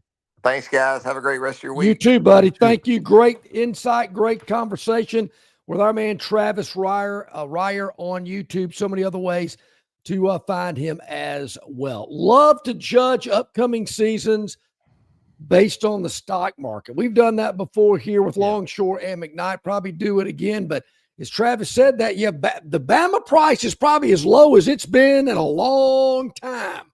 So if you want to jump in now with hopes of maybe making a little coin, you might be on the right side there. Do they get to double-digit wins this year? Or, a little bit of a drop-off last year. Is that going to continue to? I mean, could it be Black Monday after that game on Saturday night Saturday afternoon in Tallahassee? Or, to borrow the title from my favorite Barry Manilow song, could it be magic? Could it be? Turn those machines back on.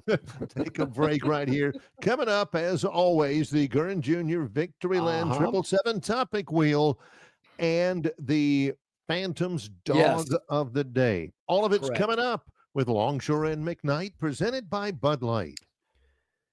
Dixie Electric Plumbing and Air rallies for you. No matter the problem, Dixie will tackle it. They're licensed and trusted electricians, plumbers, air and garage door technicians are ready to win for you. From toilets to garbage disposals, circuit breakers to HVAC systems, Dixie never fumbles. Don't throw away your hard-earned money on second-string contracting companies. Score big with Dixie. After all, they are your biggest fan. Visit calldixie.com or dial them up locally at 262-2946. The following is a message from the Bud Light Party. July 4th is the most demanding holiday of the year. Justine just wants a half. Alex needs a hot dog without a bun. And Rose says her homemade veggie burgers taste just like the real thing. So this July 4th, stock up on a sure thing. Bud Light. It's a 4th of July fixture everyone can agree on. This message approved by the Bud Light Party. Raise one to right now. Enjoy responsibly. Bud Light Beer, AB, St. Louis, Missouri. Phoenix Physical Therapy is ready to help patients recover, recharge, and rise. They develop a customized therapy plan for each patient to get them back to enjoying their favorite activities. Their experienced team is committed to providing exceptional care in a professional environment. Whether you're looking to prevent or treat an injury, recover from a recent illness, or recuperate from surgery, schedule an appointment with our clinic and take advantage of our physical therapy, athletic training, workers' comp, and employer solutions service. Experience elevated physical therapy today. Call Phoenix Physical Therapy at 239-9316. That's 239-9316. All right, about 26 minutes before the hour here on this Tuesday with Longshore and McKnight, brought to you by Bud Light. Easy to drink, easy to enjoy in association with our friends at Yellowhammer News. Check it out at yellowhammernews.com. You can check us out there as well. As you can watch the video content. You can also check out the recap of the show each and every afternoon. And so we appreciate that. And hopefully you will view us there, Instagram, YouTube, X, Spotify, you name it. We're all over the place, and we appreciate you checking us out. Hit the like button, hit the subscribe button. We really would appreciate that. Okay, so the Phantom's Daily Dog. Serve it up. I'm looking at the box score. So in the Atlanta-New York Met game yesterday, the home team dog never led in the game. Never led. They were down 3-0 in the third inning. Yep. They were able to scratch across 2 in the 6th, but that wasn't enough. Never enough when you're trying to come from 3 down. Never enough. Yeah, that was tough. So tough loss for the Phantom last night in New York. But you know what? Today's another day. Thank you, Scarlett O'Hara. It is. Yes. It is. Today. And it is a limited card. Somewhat. You know, there's no NBA, which the Phantom absolutely feasted on. Yeah. There's baseball, there's no UFL, there's no, man, it's going to be like a feeding frenzy when the college and professional football seasons. Yeah, we're looking forward to that. Get here again. Yeah. Looking forward to that. But a little bit of a lack of choice here so far, but we knew it would be that way. We're going to bide our time until we get there. Yeah. So Barry, we're going to a game tonight at 6:40, and I see there are there are 1, 2, 3, 4 games where the first pitch is going to be thrown out at 6:40 tonight. Why is that? Whatever happened to when we were a proper country? Yeah. Here are the start times: 5:35, 5:40, 6:10, 6:10, 6:10, 6:40, 6:40, 6:45, 7:10, 7:15, 8:35. Whatever happened to starting the game at 6? Yeah. Or at 6:30? Same thing with college football games. I don't know. You know, the NFL, you either start at noon, 3:05, or 3:25. Yes. That's how it works. And I don't know what it is about baseball, but it's 6:40 tonight. Yes. And Barry, we're going to Kansas City. Kansas City. If you ever watched the movie Silver Streak, Richard Pryor said, "Man, I left my Jag in Kansas City." The Kansas City Royals. Yep. Against the Red Hot Tampa Bay Rays. Red Hot Tampa Bay Rays. Yeah, I'm glad you brought that up. So the Rays in the American League Eastern Division, as I check, are solidly in second place, 2 games behind the New York Yankees. They had won 8 of their last 10. Oh, yeah. Until dropping one last night. They are they're right there. The Yankees probably have a payroll that's 2-3 times more than the Rays. More like 10 or 11 times, it feels like. Yeah. Got a huge stadium, great fan support. The Rays play at a AAA park, they play in not even that. It's the spring training park. Yeah. For the Yankees. They actually play at Steinbrenner Field. We mentioned last week when you were gone that the city has turned down another rezoning request for a new stadium in Tampa. They're bound to be moving because they can't go anywhere else. They keep getting turned down, and they don't want to be out in St. Petersburg anymore because Tropicana Field ain't never going to be what it used to be, which even when it used to be what it used to be, it wasn't any good. So they're moving, but it doesn't seem to bother the Rays. Doesn't seem to bother them. Turnout from the fans, the low pay, the poor caddying. Yeah, They right. keep on winning. They do. They are, as I mentioned, 43-35 overall. Kansas City 38-40. But we're going to take the Rays tonight as an underdog. Plus 115. We're taking Tampa plus 115 on the road at Kansas City tonight. The Rays going to keep the good play going and look for a big winner tonight. I'm all over that one. Love that one. Love that one. Almost as much as I love the Gurn Jr. Victoryland 777 Topic Wheel. This, it shall be noted, because of a slight aberration in John's digestive system and a vacation week, this will be John's first crack at the Victoryland 777 Topic Wheel. In the last 6 shows. And before we get to that, because I'm reading Dennis Mitchell's chats today. Wow. This is that, good. Man. Hey, this is what we love. John and Barry, they're starting to build the A's Stadium in Las Vegas. That's right. They had the groundbreaking yesterday. And good news, Abdullah the Butcher has lost a lot of weight. Really? That's awesome. Barry, what did you think of Abdullah as a wrestler? There you go. Dennis. Gurns put that up on the screen for you. This very likely was going to be on the Victoryland 777 Topic Wheel anyway. That athletic stadium is going to be incredible. From the old Philadelphia A's at Shibe Park in Baker Field. Las Vegas. Oh, yeah. See, that in Vegas, they just blow stuff up and build new stuff on top of it. There you go. So, yep, that's true. That stadium is going to be sweet. They played in the Oakland Alameda County Mausoleum for so many years. Great teams.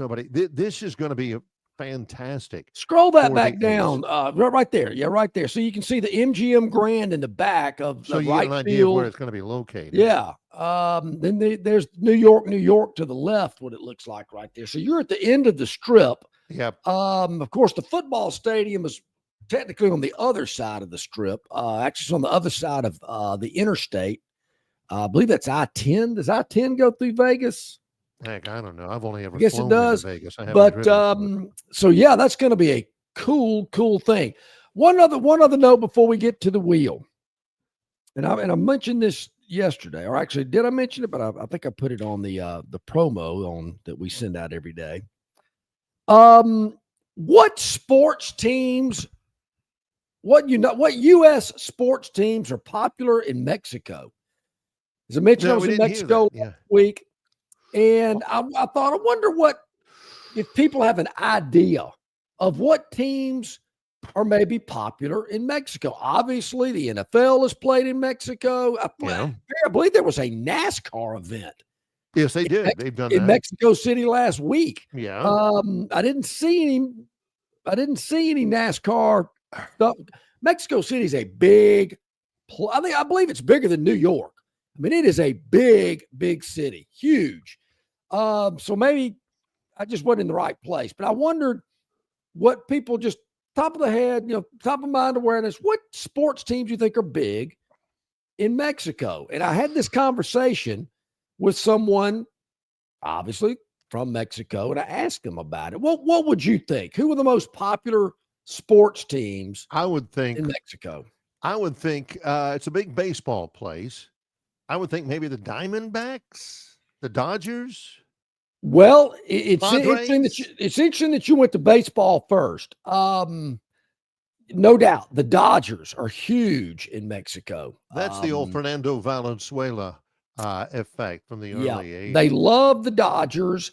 And I also spoke to a gentleman that was from LA. We just kind of struck up a conversation. One thing led to another.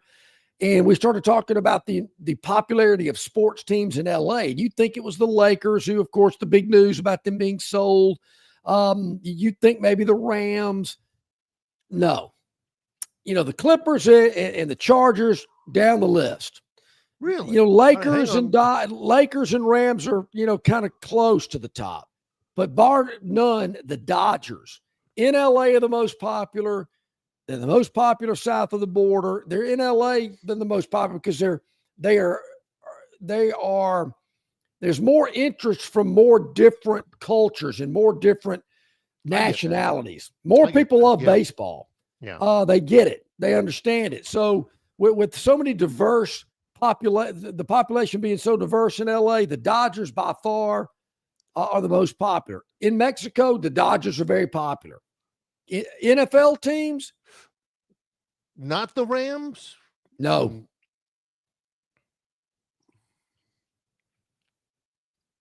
I don't know.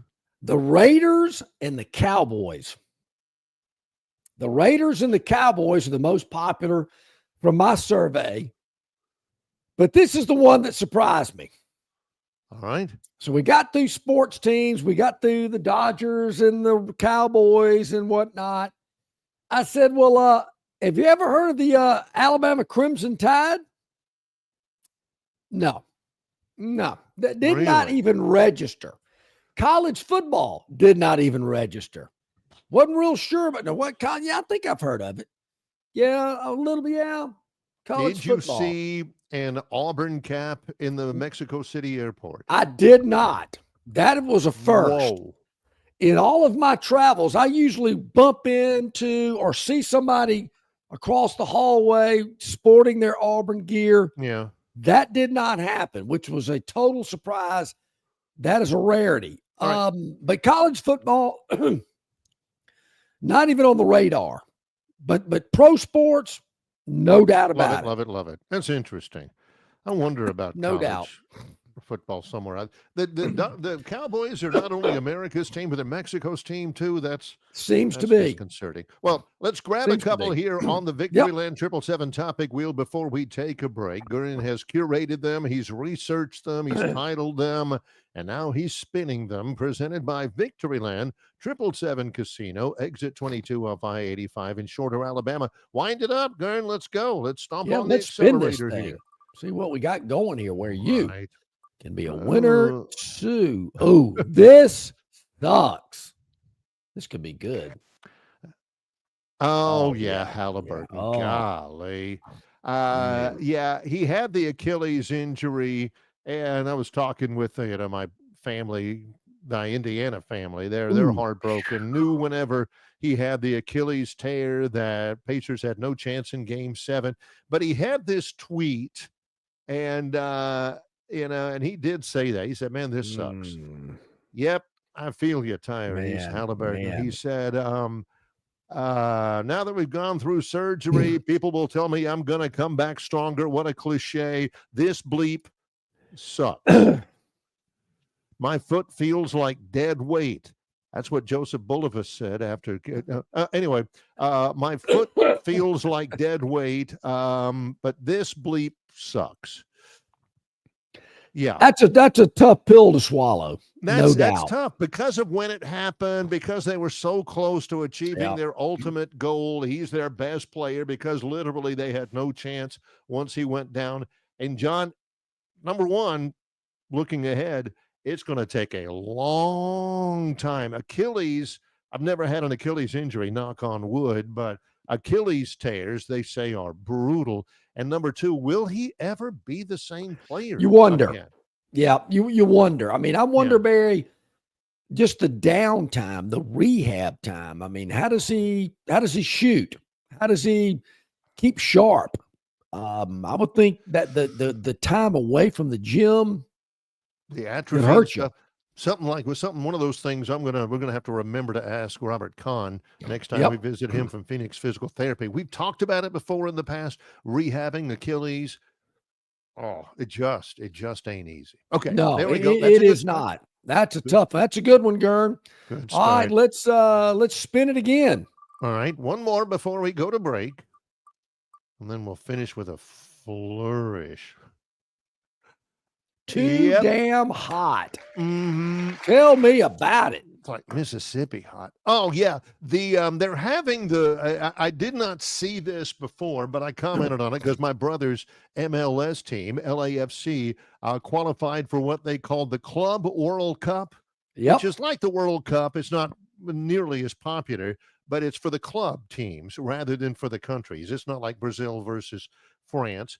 Anyway, you got Chelsea coming in. Chelsea beat LAFC in Atlanta early.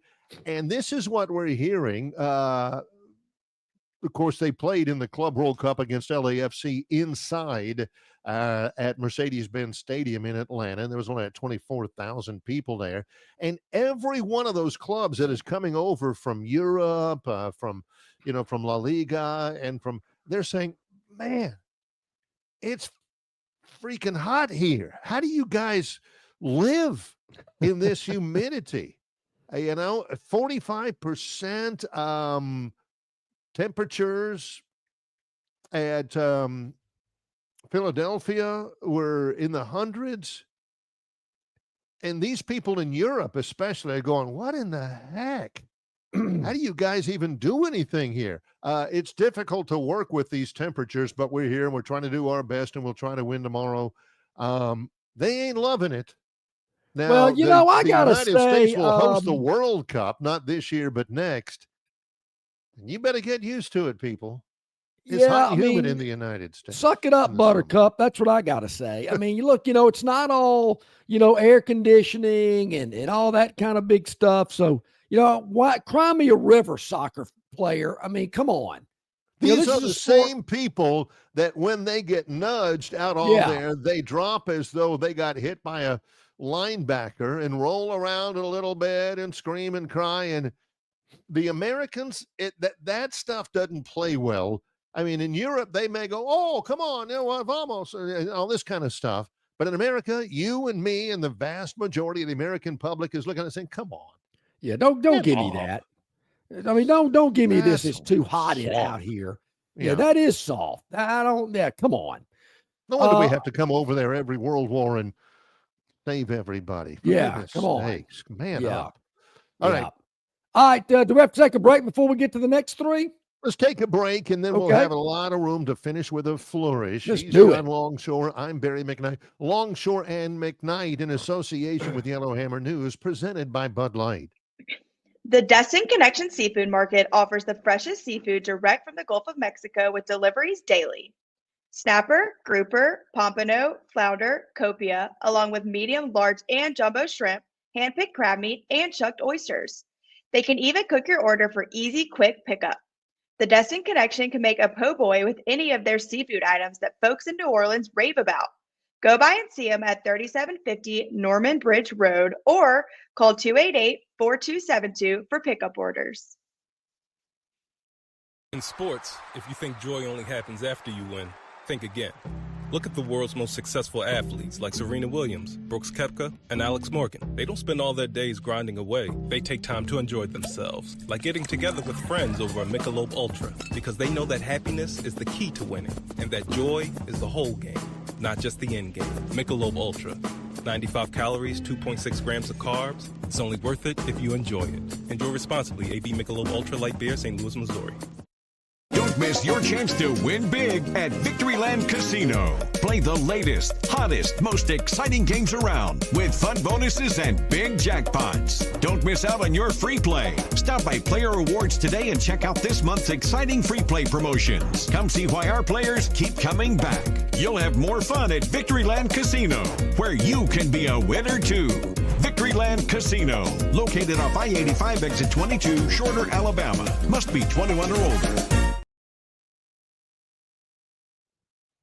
Okay, back at it, about 7 minutes to the top of the hour. Our Victoryland 777 topic wheel is in full swing, or full spin, I guess I should say. I like it. Let's spin it again. See what we got.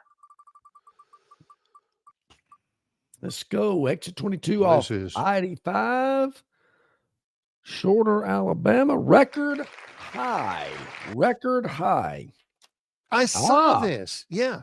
The NBA Finals, Game 7, two of the best words in sports, drew a better rating than any Game 7 in the last 7 years.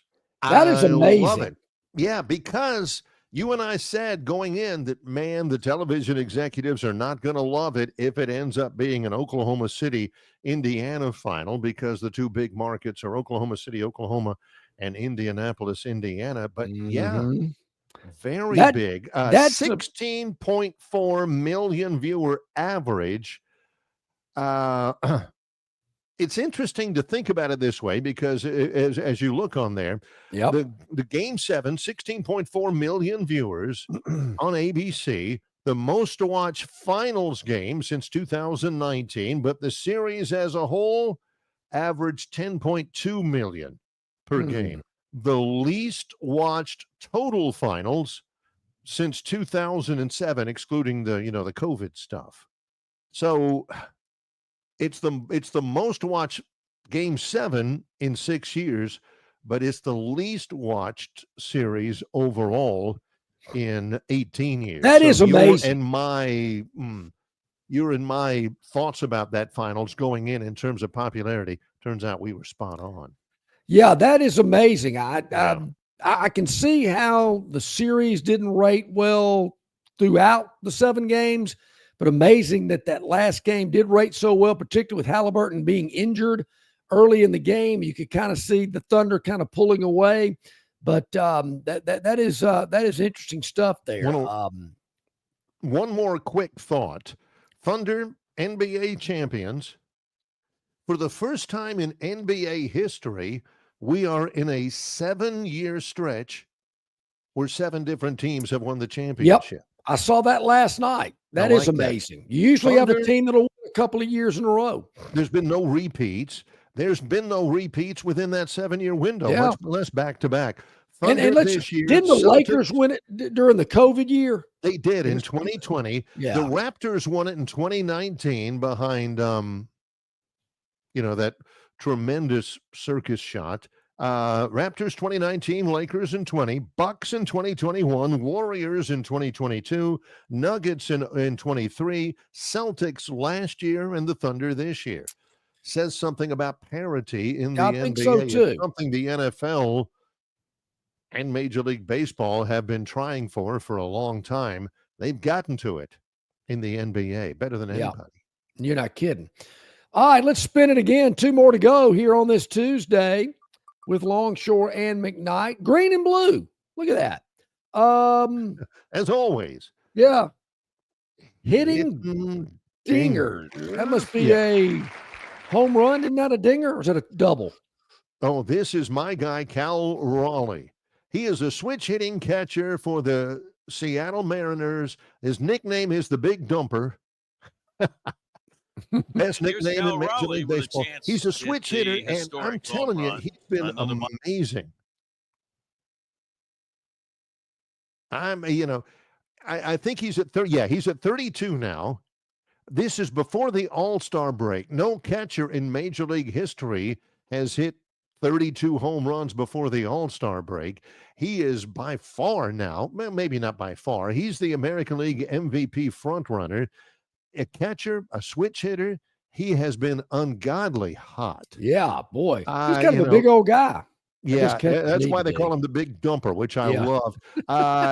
Ken Griffey Jr. has the record. He had 35 by the All-Star break, and we've still got 19 games left before the All-Star break. Major League record, Barry Bonds hit 39 before the All-Star break. That was in 2003, whenever he had a little bit of extra physical help. But Raleigh is on a pace to hit 68 homers this year, and he wasn't a guy, that you look at and thought, wow, this guy's going to be a Major League Baseball star. They call him the Big Dumper because he ain't exactly cut, He doesn't have the six-pack or anything. No, he doesn't. Knows he's kind of like a former Auburn punter. No, you know what he's like? I wouldn't have called him the Big Dumper. My nickname for him would have been Engelberg, because he's kind of built like him. Built like him. Yeah, he certainly is. One more. Man, Theotis has no love for me today. Man, he's just piling on. But I feel better today, Theotis. Yesterday, different story. That's all that matters. Yeah. All right, let's spin it again. Victoryland 777 Topic Wheel, I-85, exit 22, Shorter, Alabama, and it's going to be on Flipping Out. Okay. Flipping out. Ooh. Oh, yeah. Crimson Tide's been flipping like flapjacks.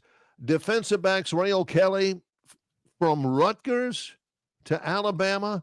They also flipped Javen Barnett from the University of Illinois. Is this a big deal? I mean, if it was Auburn that had flipped these guys, somebody would have said, oh, yeah, whoop, did dadgum do? Flipping a guy from Rutgers, flipping a guy from Illinois, flipping a guy from Iowa State. There would have been some ruffling of hair and patting of the top of the head, like, you keep on doing it. Is it news? Oh, they flipped another Big Ten recruit. Yeah, from Wait a Rutgers. minute. Didn't Coach Dye have breakfast with a kid from Illinois, a linebacker that came to Got Auburn? him. Yeah. Got him. He was pretty good. See? He wasn't great. Can't think of his name. I think his last name was Lamb or something. But yeah. Is that real news? I don't know. Rutgers. I just know that if it had happened, say, to another school, there would have been a little poo-pooing, a little dilly. Well, yeah. A little, I don't know. Timing is everything. Alabama is the beneficiary of timing because here their in-state rival has lost 2 commitments that have jumped ship and gone elsewhere. So it kind of takes the kind of sting out of what? Rutgers? It's timing's everything. Maybe they'll get inside the top 30 in recruiting at 24/7 Sports. I think they will.